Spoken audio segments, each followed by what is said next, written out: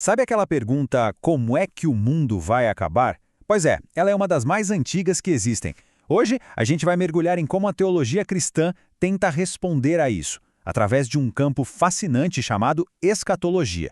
E olha, o jeito que se imagina o fim dos tempos não moldou só a fé, moldou impérios, cultura e até a arte. Por séculos, visões como essa aqui dos 4 cavaleiros do Apocalipse mexeram com a nossa imaginação. A arte e a teologia sempre tentaram dar forma às profecias do livro de Apocalipse, sabe? E acabaram criando um campo de estudo super rico e complexo sobre o nosso destino final. Essa é a pergunta de 1 milhão, não é mesmo? Só que dentro da teologia cristã não tem uma resposta única, não. Essa pergunta, na verdade, deu origem a várias escolas de pensamento, cada uma com um mapa completamente diferente sobre o que o futuro reserva pra gente. Bom, vamos então ao que interessa. Para a gente decifrar essas visões, primeiro a gente precisa entender as peças do quebra-cabeça. Vamos deixar de lado a ideia genérica de Apocalipse e entrar nos termos e conceitos que estão bem no centro de todo o debate.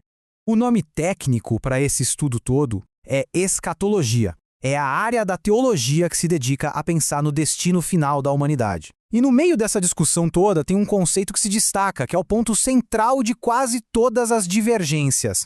E aqui está ele, o conceito-chave, o milênio. Ele é mencionado lá no livro de Apocalipse como um período de 1000 anos.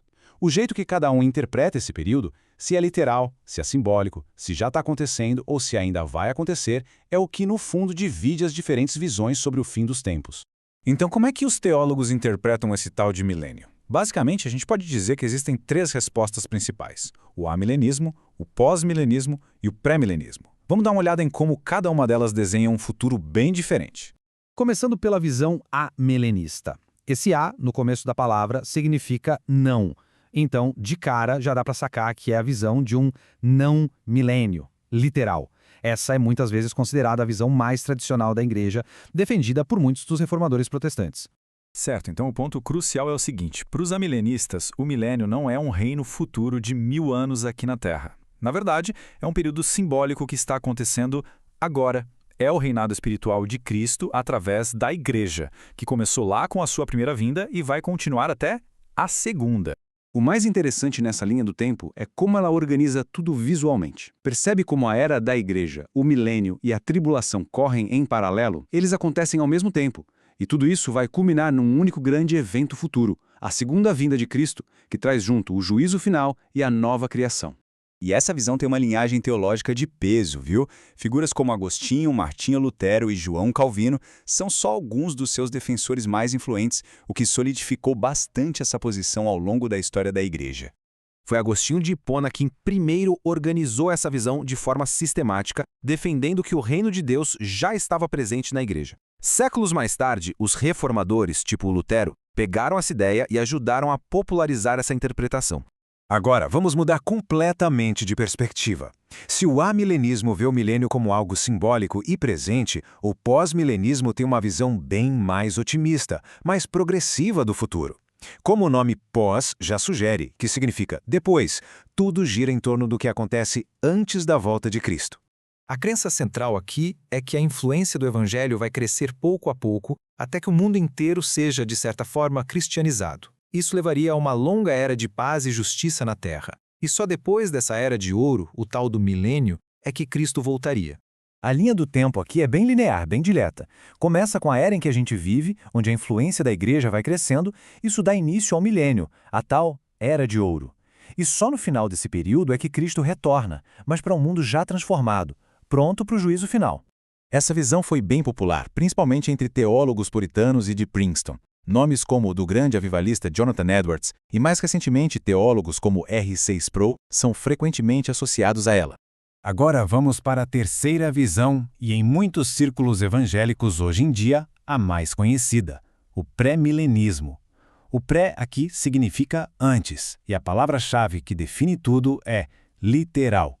A ideia fundamental do pré-milenismo é que Cristo vai voltar à Terra antes do milênio. A volta dele vai dar o pontapé inicial para um reinado físico, literal mesmo, de 1000 anos, com sede em Jerusalém, durante o qual ele vai governar o mundo todo diretamente. A sequência de eventos aqui é bem diferente das outras. A era da igreja, a nossa era, termina com a segunda vinda de Cristo. Esse evento inaugura o reino literal de 1000 anos aqui na Terra. E só depois que esse período de 1000 anos acabar é que acontece o juízo final e a nova criação. Essa visão se tornou extremamente popular nos últimos séculos, principalmente nos Estados Unidos. Ela foi impulsionada por figuras como C.I. Scofield e mais recentemente ficou famosa com autores de best-sellers como o Tim LaHaye, da série Deixados para Trás, e pastores muito influentes como John MacArthur. Ok, vamos resumir para ficar bem claro. Esse quadro comparativo coloca tudo lado a lado. O amilenismo vê o milênio como algo espiritual, acontecendo agora. O pós-milenismo enxerga uma futura era de ouro que acontece antes da volta de Cristo. E o pré-milenismo, um reinado literal na Terra que começa com a sua volta. A chave de tudo é a relação entre o milênio e a segunda vinda. E aqui está o ponto principal, sabe? Isso tudo não é só debate teórico. O jeito que você enxerga o futuro muda completamente o jeito que você vive o presente. Acreditar que o mundo está melhorando aos poucos, como no pós-milenismo, ou que ele precisa de um resgate divino e dramático, como no pré-milenismo, isso afeta como as pessoas se envolvem na política, na cultura e até a esperança que elas têm no dia a dia. E assim, a gente volta à pergunta inicial, mas agora com uma nova perspectiva. No mundo cheio de incertezas, talvez a forma como a gente imagina o fim seja o que mais define como a gente escolhe viver o hoje. Seja qual for a visão, essas estruturas de pensamento, mesmo sendo antigas, continuam moldando o nosso presente de maneiras que a gente às vezes nem percebe.